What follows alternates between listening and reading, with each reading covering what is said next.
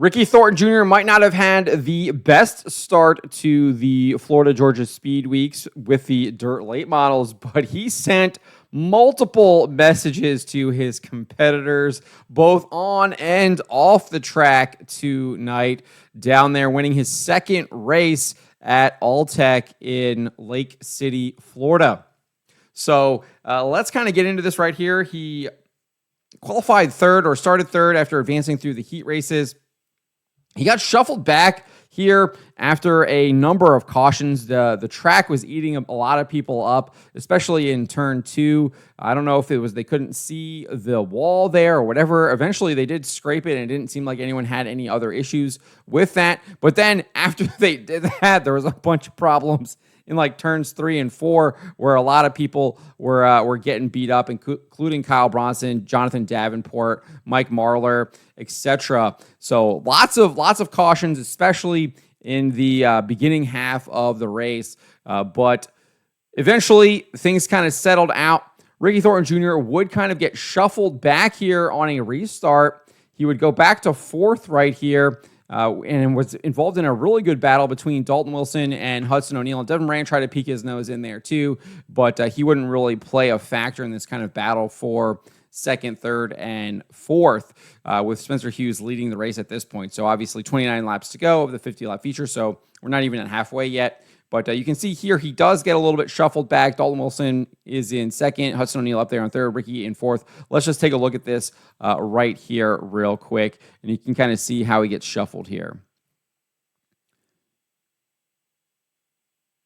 So he gets into that 3rd spot. He's looking really strong. I think he started 2nd on the restart, which was just a couple of laps earlier. He then has an issue right there, gets up into the wall. Hudson O'Neal is able to taking advantage of it. Moran tries to as well. Ricky shuts the door, and then he would have to begin working his way back to the front, which is exactly what he would do, and would have put on a fantastic battle here with Dalton Wilson, and then Spencer Hughes, who I think maybe abused his tire a little bit too much, because, I mean, Ricky just kind of blows past him once they actually get to him. And I mean, him and Dalton Wilson were putting on a really, really good battle here. And it was so good, and they're running so hard against each other, they were able to bring Spencer Hughes right to them here. So let's look at this right here. This would be the pass for the lead for the win as well. So Ricky obviously running that top side up in turns 1 and 2. Had really good speed up there. Not many other guys could run up there. And when they did try to run up there, they were jumping over the wall, and they were pretending like they were at a skateboard park trying to grind the wall there. But you can see he gets both Dalton and Spencer there, makes it look really easy, splits the needle, takes the lead, and he would never look back and go home to take the checkers. After the race, in his interview here, I was sent this via DM. I obviously watched it as well over on Flow Racing, but this is what he had to say. He laying the mic down right here. I'm sure that a bunch of guys are gonna get on Facebook and talk shit about the racetrack, but their guy just needs to get better. I'm sure that. So obviously, calling out some of the fans that are gonna try and bash the track for how kind of tough it was. But that's what we want. As a dirt late model fan, I like the tough tracks. I know people were complaining about Volusia on Friday night. I actually thought the racing on Friday night was better than Saturday night, even though everyone kept saying the track was better Saturday night. I thought the track obviously was choppier and rougher Friday night at Volusia, but I thought the racing was better. And the racing was fantastic. There at All-Tech. I mean, Ricky was running all over the place. You had other guys running all over the place. There was that great race for 2nd, 3rd, and 4th. For the most part, Dalton Wilson and Spencer Hughes put on a good run after Ricky Thornton was able to get around them. Took Dalton a while to get around him. I think he didn't get around him until like lap 45. So you saw there that Ricky got around him with 22 to go, and it took Dalton another like 15 laps to get around him.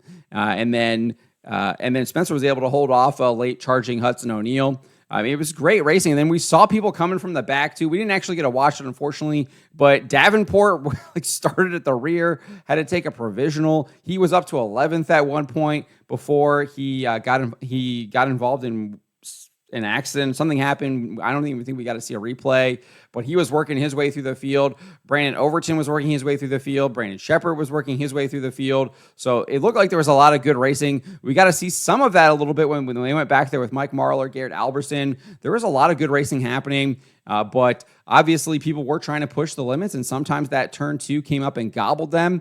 And then also it looked like there was something happening there in turns 3 and 4. It got really choppy. There was a point where Hudson O'Neal was almost biking it, especially there towards the end, where it looked like he was going to get a run on Spencer Hughes, but then he would hit those like divots in turns 3 and 4, would really kind of crush his momentum and allowed Spencer to really get a pull away from him coming out of the turn. But obviously, Ricky dropping the mic right there, calling out everyone who's going to go complain on Facebook about the track, when I thought the track was really, really good, very racy, and it was a challenge, and that's what we want. We want to see these guys being challenged. We want to see them push to their limits. We want to see the cars push to their limits as well. I think that is why we like watching dirt late models. And so not only did he do this off the track in Victory Lane, but he did it on the track too.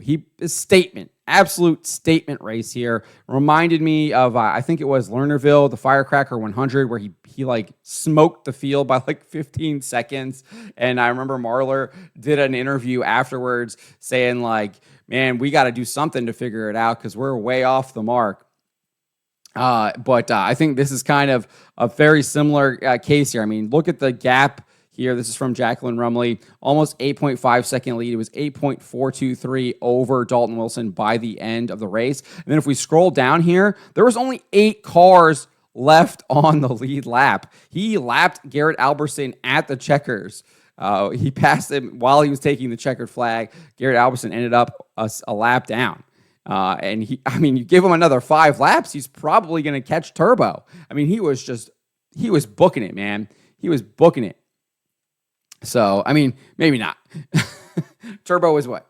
It looks like he's maybe, I don't know, because it's gap from 2 to 3 here, not from 3 to 1. So you got to add all of these up. So it was like, we got a second here. So we're at like 9.5. We're at like 10. We're at 14.5. So maybe he wouldn't have caught Turbo, but he probably would have caught Shepard, probably would have caught Overton there, given the fact that he was running 18-second laps, right? So, and he just lapped Alberson, and I think Overton was running a second slower. So statement victory there, especially after kind of the win yesterday. So he's 2 for 2 now, and look out, he's on the prowl. Anyone who is doubting that he wasn't going to be a major threat to defend his title or maybe challenge with the World of Outlaws, because he said he's not sure if he's going to run Lucas or if he's going to run World of Outlaws.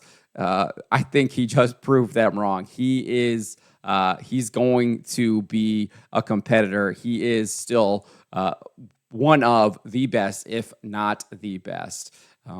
So we'll see what happens moving forward. They are back at All-Tech again. Will he sweep? We shall see tomorrow night. I don't think Lucas had updated their points yet from yesterday. When I checked right before we started, we can look at this here right now. But yeah, they haven't updated it yet. It still has Bruni, Moran, and Davenport tied, and it just doesn't have the race from tonight yet. So I would assume Ricky Thornton is probably going to hop up here somewhere, and Moran and Max Blair, I think, will be up there as well. So, and then Tyler probably jumps up a little bit too because he got that top 10. But Ricky Thornton is sending some statements both on and off the track, and he's not messing around. But let me know what you guys make of Ricky Thornton's performance here and the messages that he sent to to the dirt late model world. Let me know in the comments below.